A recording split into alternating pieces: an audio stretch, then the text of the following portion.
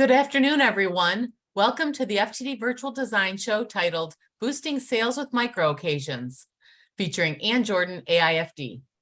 As a quick housekeeping note, Ann will be taking questions during the session. If you have a question for her, simply type it in the chat box in the toolbar at the bottom of your screen. All right, let's get started. Welcome, Ann.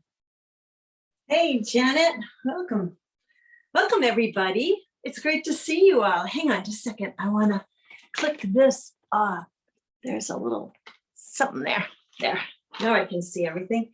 So anyway, welcome to this great idea. Janet pitched the idea of the micro occasions to me, and it's something that I've been doing successfully for a very long time. Maybe you have too, but we do focus so much on the holidays that we know are going to be great floral holidays. But we can boost our sales by just doing a little bit of research of what might work within your demographic.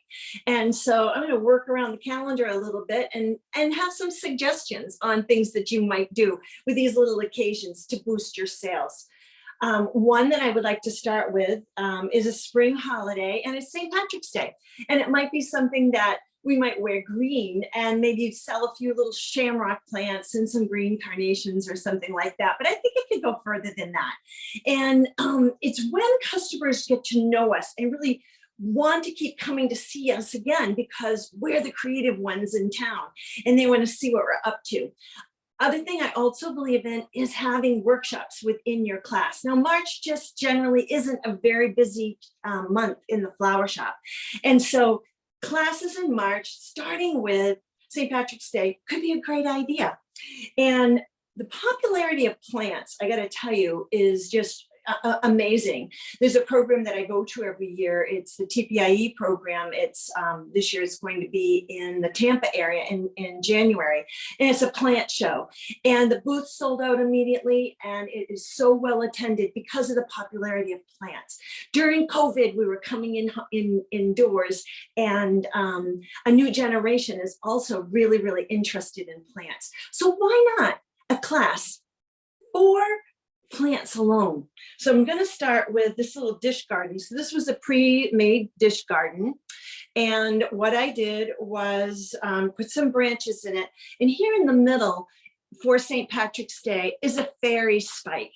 And so if you're looking at Pinterest, like I am all the time, finding out what people are looking for, particularly the millennials, what do they want? And you're seeing a lot of these little garden spikes. So all they are, fairy wands actually. So all they are truly is just some wire with some beads strung down on it. I thought I could find a little Celtic piece, but anyway, I found some other cool and interesting beads that just took seconds to do. Then I wanted some little mushrooms, and I was on Pinterest and I saw it's just a circle cutout. This happens to be from a paper bag. And all you do is cut out a rough circle, slice up the side. I happen to use these scissors that are like ripple effect. I had those handy. So then after you cut it, you just twist it like that, glue it in place, glue a stick up in like that, and you have this cute little mushroom. I had some different kinds of paper from Vintage, but I thought this particular one kind of looked like maybe some mushroom shape. And here's my paper bag that I use. So, I mean, it's just whatever you have handy. And then I just glue it onto a stick like that. So the class could be interest in succulents. I keep wondering if succulents are, going to stay popular, but they truly are. So you're showing all your customers and all the people that take your class a lot of techniques. It's a pave technique with the succulents alone. These little shells kind of look like rosettes. You've seen me use those before. I love using those. Then for the class, we're going to make this fairy wand, and then these are just my little mushrooms that I poked down in there. And you can't tell me that that isn't stinking cute. And it's not a traditional St. Patrick's Day thing that you might expect. And isn't that the point? We want to surprise them. It shouldn't be something that they expect. So there's a suggestion for a class of St. Patrick's Day. So I also love to make tags. And another thing that I just found this on the internet this morning, actually, it's just a vintage print from St. Patrick's Day. I just downloaded it, put so many up on a sheet and punched a little hole in it. And so that's a tag that could easily just sit right on the top like that, giving the message of St. Patrick's Day. So along with that, the fairy wand, sometimes we could just take the wire that we're used to using from Smithers Oasis, and all I did was curl the wire with the jeweler's tools and then just hung a little bead from it. And so that's something that you could also teach in your class, and that could maybe go into this kind of a dish garden. These are just bulbs. Of course, I wasn't going to find anything like oxalis plants this time of year. I did try, but I couldn't find them. And so if you had a class on hydroponics, there's my tag. I just stuck right in there. This is the FTD vase that I love so much because it's gold. And then there's the bulbs that will grow up in the spring. And then I'm just putting that little charm in there, reminiscent of St. Patrick's Day. Kind of cute. So that has something to go with it. I also have, these are the yogurt jars that I love. It's we yogurt, but the shape itself looked like something for St. Patrick's Day, which that at the end of the rainbow, the pot of gold. So anyway, I spray painted this one with a gold design master spray, put a little ribbon around it, one simple flower. This is a hydrangea that's going to open up. This, you know how long those will last too. It's a good lasting value. And then we're going to teach our class how to make a little decoration like this, a shamrock. I could have made 4, but this one happens to have 3. So I've just made 3 of those curls, and I'm going to put it right in my little vase. Hydroponic growing is so important right now. Everybody's doing it. So let's get involved and let's teach them how to just take some ivy vines, whip them around and straight into the arrangement. And we're just going to add that little shamrock right in that. This is going to be a great class. You have lots to talk about when you do something like this, and people will want to bring their friends and join you. This is something that I did, I think last spring when I did an FTD show, same wee yogurt jar. And I wrapped it with this gold and a handle that's chenille, the gold chenille. I got it from Fitz Design. And these are just little scraps that happen to be on my bench at the end of the day. And so there it is like that.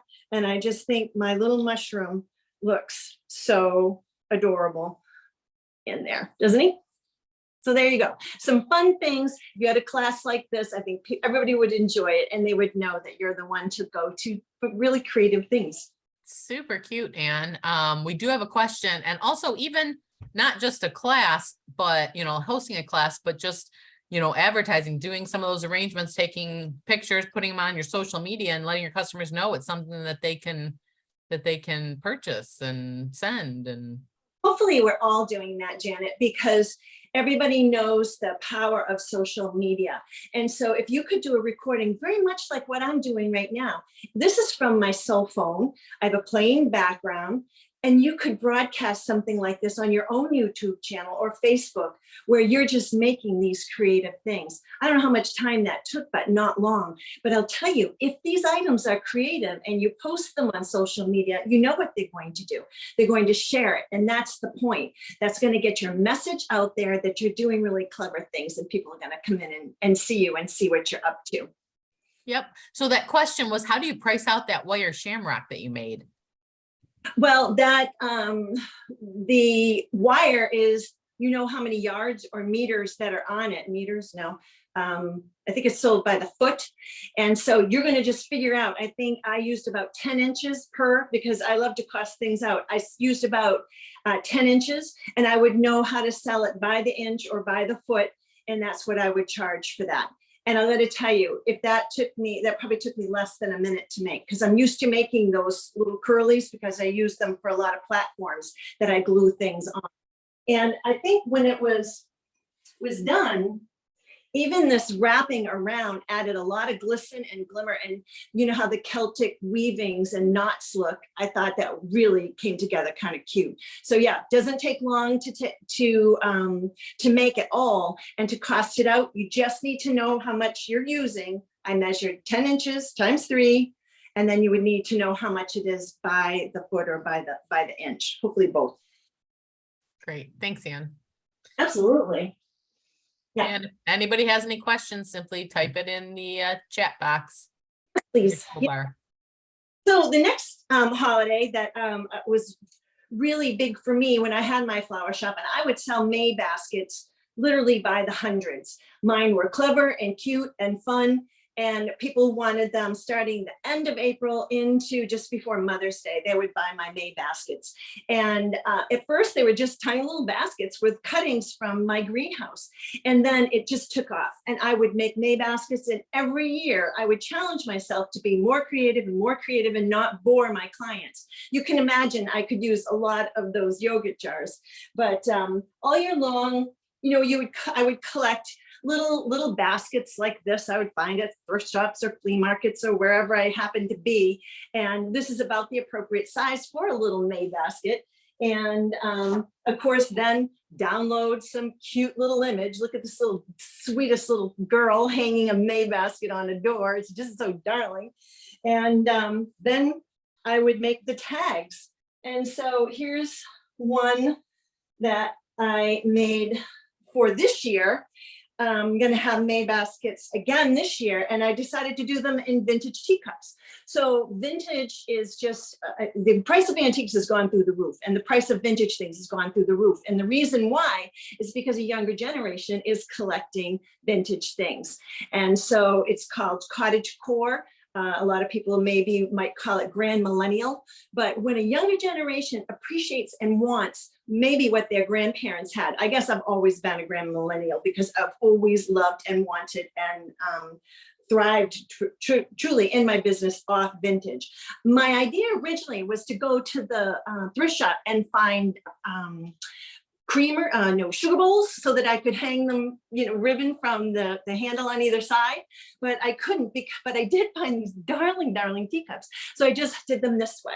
And so here's my cute as heck tag, right? Always making this a really complete package. On the inside, it says what you do with your May basket, how you hang it on a door. Then you knock the door and yell, "It's May Day," and then you run, and the person who catches you has to kiss you. So I think that's fabulous too. So anyway, there's a little May basket. I'll just hang this one right up here. And so look how cute to hang that on a door. But once I started looking for these tiny little teacups, it's like serendipitous, right? You just keep finding them. And so this one for another offering is 2 on a ribbon, and that can be hung maybe on the door. Real cute. And there's my signature tag letting people know it's May Day, and where you're going to go for the most creative things. It's wherever I am. And that's how people need to be thinking about you too. Who's the most creative person? So here we are, cottage core, grand millennial. Let's get those kids into the flower shop, and let's not bore them. Let's make sure they have something fun that's a signature for them. Furthermore, the whole time I was making the May baskets, I just had cups like this ready to go. And all my little broken ends, did I put them in a little vase to use up later, or did I use them right now? That's the point, is I'm using just the little scraps, and they're just darling. I don't think I paid more than 50 cents for any one of these cute little teacups. So I'm going to push myself to keep going, to be creative, and to make sure that people are seeing my creativity. And so I saw this on Pinterest where you would take a can, and they have to be the tin cans that you can open from the top and the bottom, because some of them are sealed differently on the bottom and you can't open them both ways. So it has to be this, this type of tin can. And then what I did is I just took a hammer and nail, and I made a hole here and a hole on this side. And then I bashed it shut, and then I put silicone in here and painted it. This happens to be with chalk paint, but you could use any kind of spray paint that you have from Design Master Spray. And then the little scraps of ribbon. on it. And then this is going to be another collection of May baskets. This one in particular, I'm going to make a bunch of these because I just think they're so darling. And this May basket, here's another one complete. I just happened a little necklace that I had in a junk drawer. And this one is a May basket with just dried flowers in it. And these you can hang. I might even use this for Christmas because I like to have a bunch of these on my Christmas tree. But wouldn't these be cute for May Day? And let's capture those young kids that are joining into the grand millennial look. This is just a sticker, actually. It's a piece of burlap. I just popped a sticker on top of it. Super cute. Things that people are going to talk about, and why not have a class on this too? This could be lots of fun, right? So that's May Day.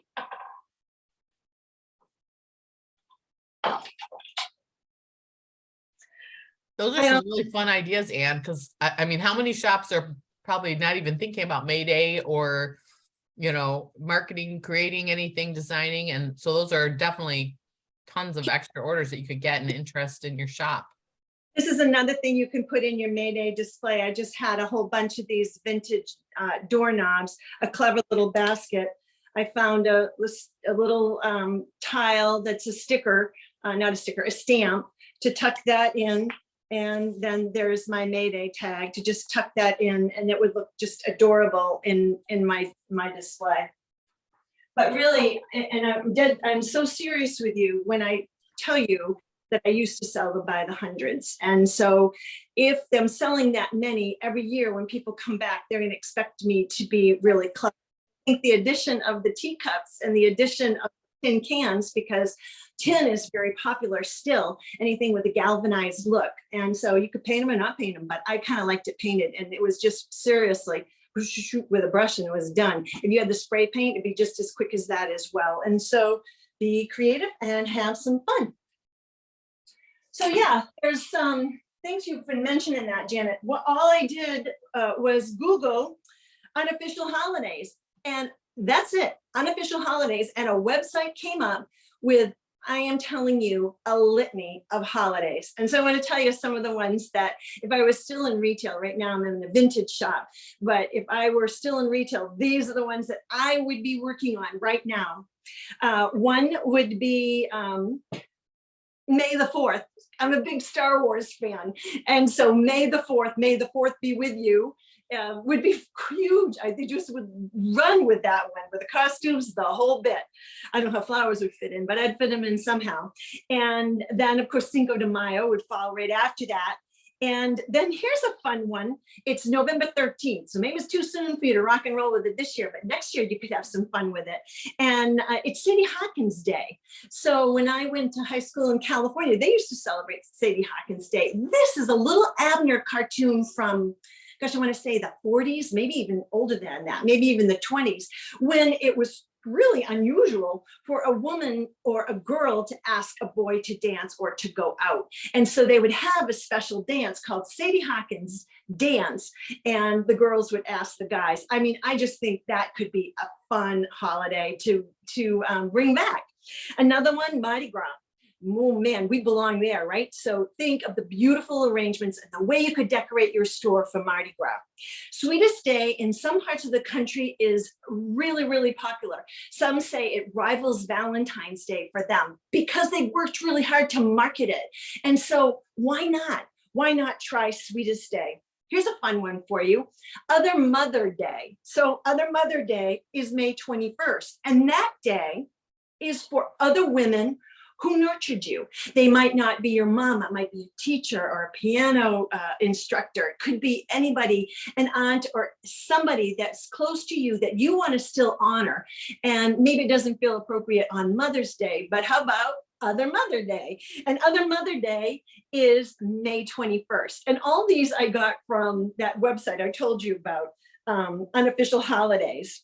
Here's a fun one. You could schedule this right away. And it's December 15th, and it's called Ugly Sweater Day. So can you imagine your whole staff with their ugly sweaters, and people that come in are going to wear the ugly sweater, and you have to vote on the ugliest sweater. It's just fun. And I'm telling you, people want to have a good time, and it gets people into your store. People are so used to picking up the phone and dialing you and calling you. Well, we want to get them in so they can see how clever your store is. And so why not? Ugly Sweater Day. Here's a sweet one. It's June 18th, and it's Winnie the Pooh Day. Can you imagine a day where you invite the wee ones in and you read little stories from Winnie the Pooh? I just think that would be really cute. And maybe while they're there, they could make a little arrangement or make a little planter or something like that to capture those young kids and, of course, their parents on Winnie the Pooh Day, June 18th. There were so many more. I'm going to say there was an unofficial holiday for almost every single day on the calendar, from soda day, pancake day. There are a lot of food related ones. I liked that, but I kind of picked the ones that would draw people into your store and that maybe are floral related. There's a whole bunch more that are like that. And so I just think that's kind of fun.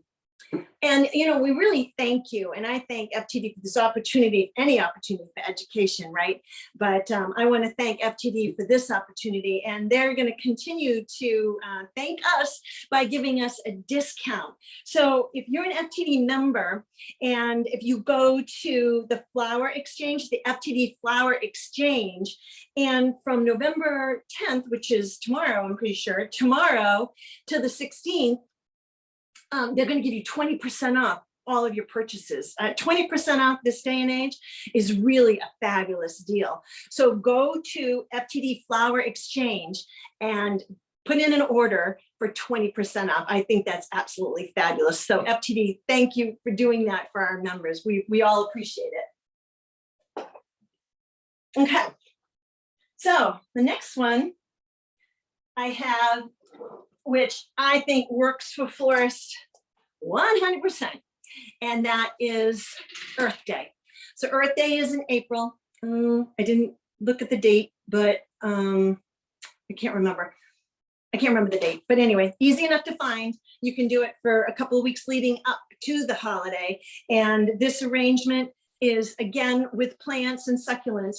And I want to get the idea to you to maybe not order the dish gardens pre-made, because I just was at a couple of wholesale houses and they're looking a little bit, I'll just say traditional. And I think when I can pick my plants, the 3-inch or 4-inch sizes, even sometimes you get the little 2-inch plants from a wholesale house, and they had a whole bunch of them, then I would rather select the plant material that I want, because I don't want anything that anybody else has. It's really important to me and my brand that I'm unique, I'm creative, and that I have things that really are going to, people are going to want to purchase. So there's a wonderful succulent, some dried material. If you're carrying drieds, I bet that you're selling them. I started with dried flowers back in the 80s, and it's so wonderful to see them come back. And then I have this log that I put straight through this design. I started with a log actually, and just a couple weeks ago, when I got home on the 31st, that log had a rat on it, right? So because it was all decorated for Halloween. And so I had a whole bunch of these real gnarly branches, my Halloween decorations with rats all over them. And so I loved the branch and I kept it. I said, it's perfect for my, my Earth Day look. Now, the button fern and the little fern here with the rabbitfoot fern, they're all very compatible. And here I have the windswept look. This is actually pussy willows that I picked when I first got back home in Maine back in the spring. I have them windswept. If you don't like that look and you want to just twist them around and have them a little more traditional, that's up to you. I kind of liked this little bit of a windswept look, and it follows the line of the log that's in my wonderful offering. And this is another class that you could have in honor of Earth Day.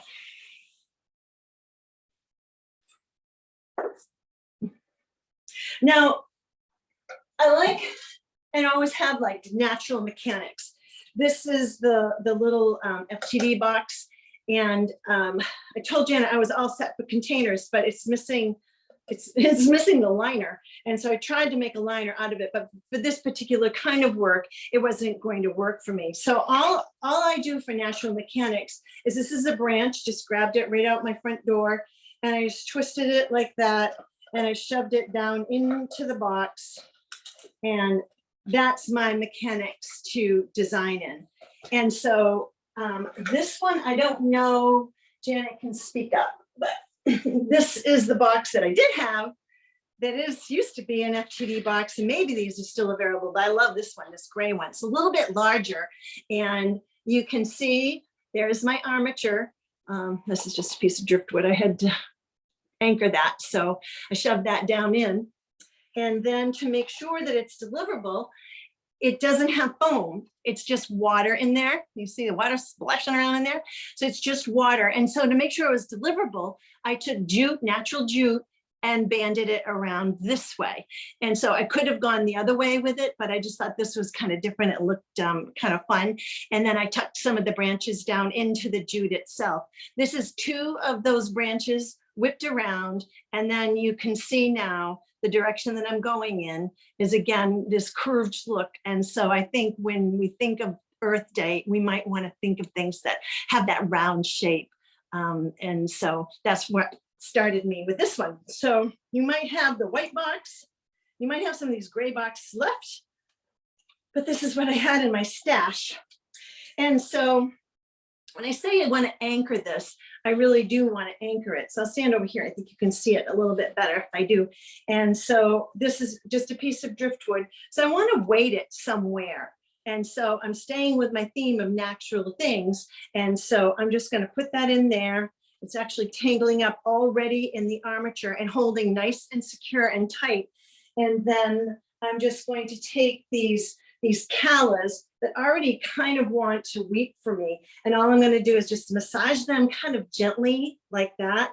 And I can weave these through and pop them down into the soil, into the water like that. And then again, the popularity of hydroponics, this is just ivy. And I'm going to, if they don't stay where you want them to stay, I have wire here. It's this kind of wire, from Smithers Oasis. I just keep it in this yogurt container because I can pull it up from there and it doesn't get all ruined. And so here for my hydroponics, I'm just going to use this ivy and keep that flow going, that motion and rhythm of something round into the water. I can entangle it through this armature. This doesn't take long. And I think this is the kind of work that I just love doing because people look at it a little bit longer, right? Again, you're showing off your creativity, but it's really, really fun. Look at how that's already so darn cute. And so I have, working again on that hydroponic love of growing plants. This is just some wandering Jew that I cut from a plant. And I'm just going to entangle some of that in there because the value of the ivy and the wandering Jew is, what it's going to do. It's going to root. And so I'm just going to pull that forward this way and entangle it in my little nest. And there's a little bit of purple added. I have one of the flowers that I absolutely love is Veronica. And my look has always been, and my brand has always been kind of garden flowers. And so Veronica is one that I love. And they do naturally weep one way or the other. And so now, so that not all of my lines are going that way, I think I might have a couple that come up strong and tall this way, but they're still curving towards this. And then I have this scabiosa. And so the scabiosa can go into the front. And you can see how this mechanic without using foam is really working for me. And again, it's not that I don't love foam. And Smithers Oasis has also come up with a foam that is biodegradable. And I've had it and used it, and I really love it. But I also love to arrange, particularly if it's Earth Day inspired, just in water. This would be beautiful if you had a container that was clear glass and you could see all of your wonderful mechanics. So here you go. I'm weighting this side and then letting this side be a little bit less. See how pretty that is? think it needs one of those mushrooms. What do you think? So those two little callas need somebody else. I think they need a friend. So I'm going to bring this calla down through, and I can probably tangle it right up in this ivy like so. And then to anchor it a little bit further, these are garden snapdragons. Actually, this is the last of what's in my my friend's garden, and so I couldn't let, he was weeding them out, and I said, oh, you know, I've just got to have those. And so they're just teeny little guys, but why not a little bit of pink with these little garden snapdragons. And again, I'm weighting everything on this side parallel, but the balance is really quite lovely. And I think I could probably even do one right in front of that driftwood. I have a little bit of feverfew. I could add a little bit of the feverfew, but I think I'm pretty much happy with it, just the way that it is. So let's take a look and see. So how fast and easy was that? And it wasn't hard, was it? And this is another one that's going to be a great class for you. If you like to use foam, remember, most of Smithers Oasis foam now is inert, and it can go into the compost pile, even if it's the green Smithers Oasis, the Max Life. And so, but they do have their new offerings foam too. And so if you feel that things deliver better for you that way, and that's still something that you could use. Now, And that's a great idea to do for like weekly business accounts or corporate clients or doctor's office or anything. That's just so unique and creative, and that's awesome. The point too is this can be mass produced. Did that really take that long to curve those sticks and push them down into the foam and to band it? I promise you, once you get used to this design style, it's not going to take you any longer. A nice companion is this wonderful FTD vase. This is one of my favorites with the hammered gold. It's the larger one. And I had actually saw what Keith White did at AIFD Symposium, and he used a lot of vintage paper and this patchworky look. And you know who he's focusing on too. It's the grand millennial design style and the cottage core. And so there's the patchwork design in this beautiful classic container. Love this thing. And all I did was just pop a candle down in, and look at this companion. I like companions because you know I can sell both, right? So here's another Earth Day offering, and natural mechanics, and then maybe a beeswax candle would be appropriate in that, but that's what I had, was my battery operated candle. And when you have containers like this, they're not just for great big vase arrangements, because it is a big opening, but look at this as a companion to this. Absolutely wonderful. Now, I was at Home Depot, and I'm always going to my competition. And I don't think of my competition as being just the other flower shop or anybody else who's offering flowers. It's anybody who's selling anything that has a home decor. And so I went to their plant section, and this is straight from Home Depot, but I am taking this idea with me. So this is a little ball-shaped container. The water is dirty. This is just the way I bought it. I did not do anything to this. And it has a cork liner in it. And this is hydroponic growing. So if we're seeing this at Home Depot, done as simply as this, look at this thing. And it's a plant. It tells them how to take care of it. It's a hydroponic plant. We know this plant as Nephitis. It's one of my favorites. I love that veining in this thing. So do you know what we can do with this, right? So this little simple thing costs $20. So with one little tiny plant in that.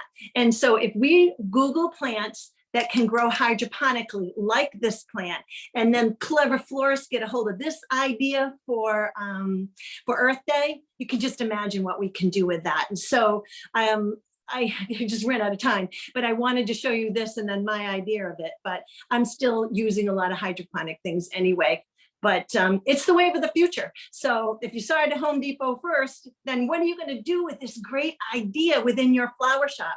I just think this is wonderful. And the top to this is cork, but I wanted to do something maybe with sticks, but anyway, that's that. And so container I'm going to use next is one of my favorites. This is an FTD Marketplace container, and it's the cinched base. This is the larger one. It's squatty, and I love this for hand-tied arrangements. The ribbon that I put on it is this ribbon from Lion Ribbon that's made from recycled water bottles. So it's perfect for Earth Day, right? So it's a recycled product. It's grosgrain ribbon. And the color is, this color is beautiful. It's called lime juice, perfect for spring. And so all I've done is put some nice fresh water in there. And just, I'm not really, I don't always like a bow. I just like a little tie. And I do love to band things. And so for this little guy, that's all I'm gonna do is tie a little bow on that. Excuse me, a little tie, not a bow. And then my favorite thing to do in the flower shop is hand-tied arrangements. And so what I'm going to do is spread all these little guys out. And if you've been making hand-tied arrangements for a while, you might remember how when you started, maybe you choked up on it and held it kind of tight like that. And so I'm going to start really, really low, because when I'm watching, when I'm seeing flower arrangements now, the ones that draw my attention anyway, they're a lot looser. We're seeing the new crescent shape, which is just kind of random. It has still that proportion of a beautiful crescent. And so that's kind of where I'm starting. So for hand-tied arrangement, I'm just taking my main stem and bringing this one from my left to my right. And then I'm randomly just picking up materials in front of me. I'm not really planning this. I personally don't like arrangements that are spread out just evenly all over, like somebody just sprinkled salt and pepper on something. I want it to be groupings. I want there to be interest on one side and something else on the other. Iridium is always going to be one of my favorite flowers because it's denim blue. Anything that's denim blue goes with everything. And it has that really great texture. Now, you don't have to do this one thing at a time. I can pick up 3 things, but the motion is always the same. And my chokehold is still very, very low. I have feverfew. Again, my signature look, kind of herbs and wildflowers. So there's some feverfew. My little green hydrangeas came in so tiny, but there they are. And you know how they're going to last and last and last when we do get them in like that. Spray roses. I saw Talmadge McLaurin at a show in Orlando. It was a produce show. And this was one of the looks that were inspired by Talmadge as a trend. And the focus on, he was saying as well, was the grand millennials and that whole look that they want with this vintage look. And they want it to be their own style. So am I holding this too tight? Am I trying to make a ball? I'm not. And I'm not just putting my foliage around the rim. I want it within my design. I turn this every once in a while. I usually work from the front, but it's hard when you're trying to video this too, right? And so grabbing several things at a time, give it a twist. Look how pretty it is already. I love this look. So the container, I've been working some of these guys. These callas, look at that. Yeah, beautiful, beautiful, beautiful. I'm glad to see the spiral eucalyptus come back. Again, I started with that in the 80s and then it kind of disappeared for a while. And now I'm so happy to see that again. Some callas on this side. I have a handful of roses. I might pop in on this side. I'll give it a twist. Always looking and seeing where I might need something. But truly, I want it so random and fun because that vase is big enough for up to 48 stems, that opening. That's another great vase to use for hydroponics too. That would make a wonderful terrarium vase. That cinch base. There's my eucalyptus. I've got some sticks in there. It's getting to the point where it's getting a little hard to hold, but I will keep going because I have these fabulous flowers to use. A little bit more scabiosa here, come here, come here. When I teach this in a flower shop, always teaching, always coaching, always mentoring. I like for somebody to work with me and maybe help clean the flowers, because we know that anything below the water line needs to be stinking clean, just like that. And so there's a little bit of the Dusty Miller. It's the last from my garden. And there it goes, just like that. Add some more sticks, and everything that I used is now in my hand. Look how yummy, right? So I wasn't looking at that saying, I want so much on one side and so much on the other. The randomness of this look is what is so important. So it's wild and it's lush and it's lovely. And this is my hand-tied arrangement inspired by this design style of doing it in my hand and without foam, because it's natural mechanics. And now I can either just cut this off and pop it right down in the vase. I can tie it off with maybe some of this coated wire to make sure that if it's offering for Earth Day, that it is of something natural. So I'm going to just cut all this stuff off. I'm hitting the trash can a little bit here. I'm in my living room in Maine, and the sun just set, if you can imagine. Anybody else from the north knows exactly what I mean with the time change. And so I'm not going to tie this off. I am just going to, because I'm so much faster in my hand, right? And then I'm going to let this just fall out and look how stunning this is. Isn't this just fabulous and beautiful?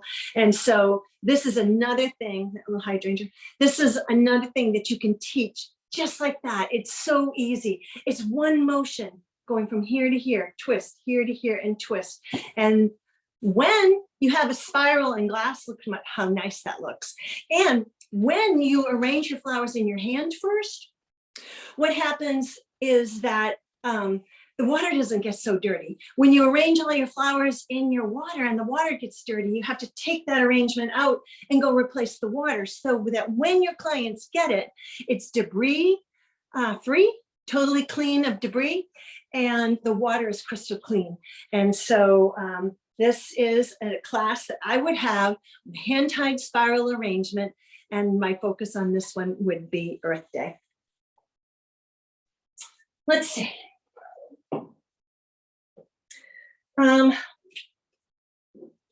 One more holiday. So this is the kind of stuff that's left on my bench at the end of working. This is what was left from my buckets of flowers to do this presentation. And so here's a little bit of that wandering Jew. This is some Hercera that was in my garden. The deer ate the rest of it. A little bit of Veronica, a little bit of the flowers that are left.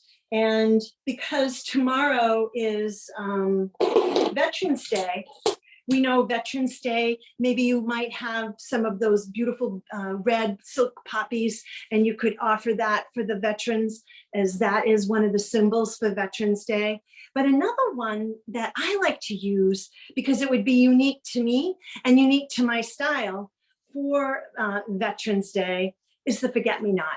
And I usually offer this in a seed pack, but I didn't. My seed packs are down in North Carolina. So I just downloaded this from the internet. It's a cover, it's a little seed pack print that I found. And then I'm just going to attach this here.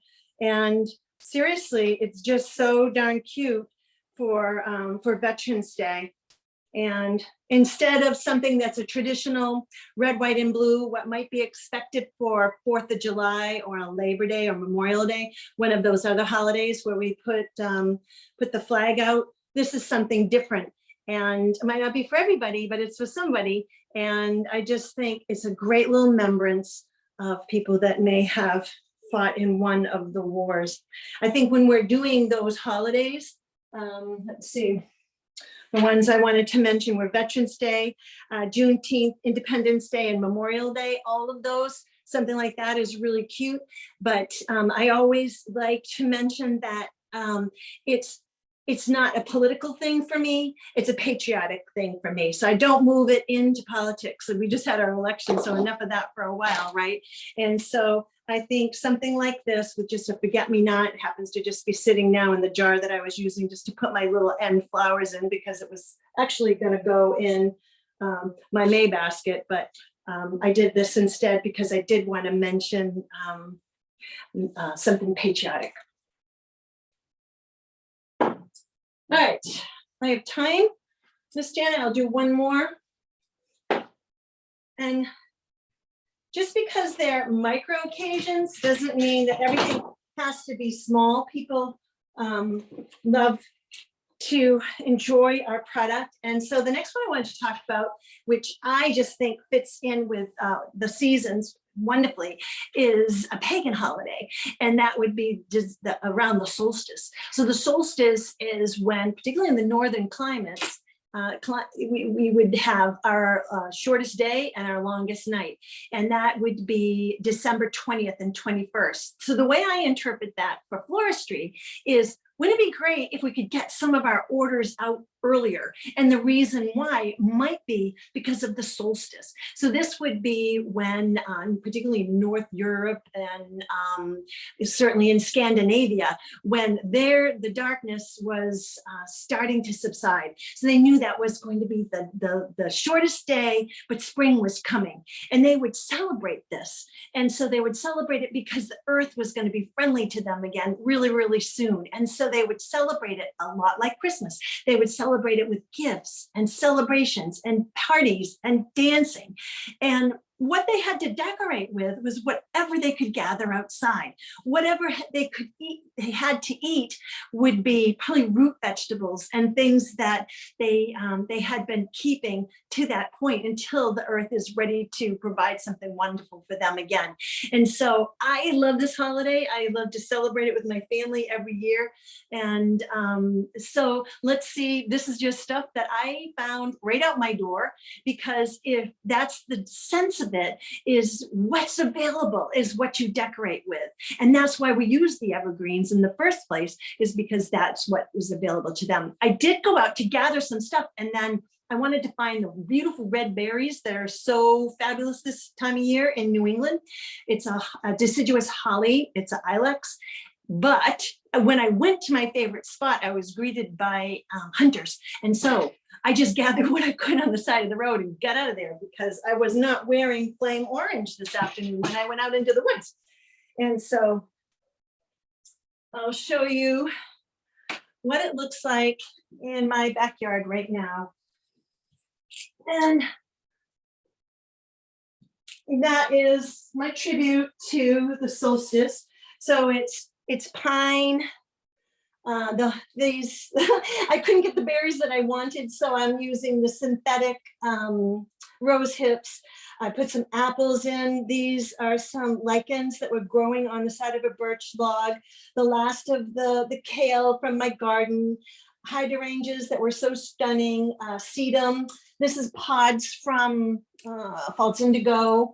A beautiful branch. This branch really, really is beautiful.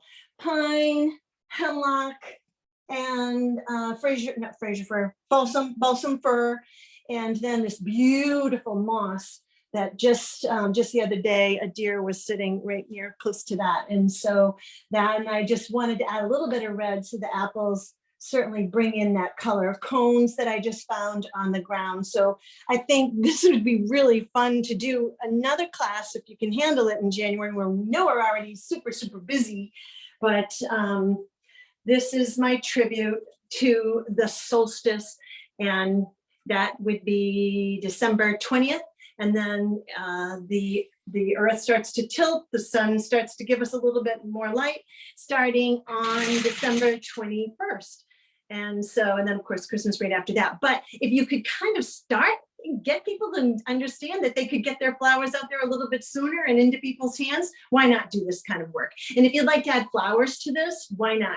This would also be something for me, be very indicative of what I would do for sympathy work. I think this really tells a story about somebody who maybe loved nature, and this is what I would send out the door for anything really, but it could be for party work, it could be for sympathy, it could be just because it's so luscious and yummy. And I do like to arrange in groupings as much as possible, because I think it gives each specimen a place to be individual, and it makes every little piece of material in this very, very important. And so that's the solstice, and maybe you could do some things in your shop and celebrate that as well. That is gorgeous, Anne. Eileen wants to know, how about for those who have snow-covered ground right now? No, yeah. Well, I shouldn't have been, in all honesty, I shouldn't have picked this yet for the consumer. In Maine, we haven't had 2 killing frosts yet. Well, there's one this morning. I was 26 when I got up this morning, but we haven't had a second killing frost. In order for evergreens to be able to be picked for the consumer, 2 killing frosts will take that sap and set it so that the needles don't shed. We've all had greens that we've got in that were probably either not stored properly or picked too soon. And so chances are, where you are with snow on the ground, we probably source this stuff from our wholesale house anyway. If you're lucky enough to still be able to get out into the woods after 2 killing frosts and gather some of these things, it's absolutely fine. I'm from Maine, so you know I've got snowshoes, and you know I have cross-country skis. I'm going to get out in the woods one way or another, but probably not during hunting season, unless it's Sunday, I guess, because that's when the woods are clear of that. So yeah, we typically would get most of this stuff from the wholesale house, but when it's right out my door, why wouldn't I just go out the door and grab it? I know a lot of us buy curly willow, and it's not that I'm telling you not to buy curly willow. It's a fabulous product, but I keep thinking, how many branches do we drive by that would be free to us? And I use an awful lot of branches. Another signature look for me is branches. And so why not start gathering those before the snow flies? Gorgeous, gorgeous. That's fun, because how many people are even thinking about encouraging your customers to, send flowers, or even for home decor for themselves for the winter solstice? Yeah, it's just another one. When I saw it on that list, I said, that really is one that I love, making the root vegetables and all of that, and talking about it with my family. We of course have Christmas too, but I'll find all kinds of ways to work in some of the traditions that they had in the past and why they had it. I mean, a celebration of spring finally coming is really, it's a sign of hope, right? Yep. Yep. Well, thanks you, Anne, for sharing your incredible talent and creativity. Nobody is more creative than you, that is for sure. But can I find the sale? So Yep.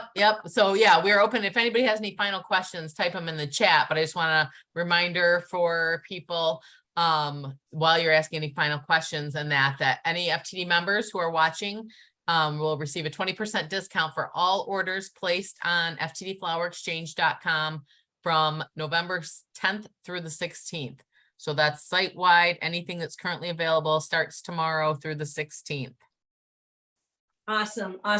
Thank you, FTD, for hosting me again. I always love it. And you challenged me this time to think of something I knew I could pull up May Day, because I've been doing it for so long. But some of these other ones, I hope that it was fun for you, and it's something that you could jump on board. Don't forget to go to that website, Unofficial Holidays Held in the United States. It would be a lot of fun. Awesome. Well, it doesn't look like we have any other questions, so I just want to thank everyone for attending. Recording will be available on demand on the FTD Mercury Network Florist YouTube channel. And for more education programming from FTD, visit ftdi.com to register for upcoming free webinars and design shows, as well as to view past education programs on demand. Thank you, everyone. Bye. Thank you.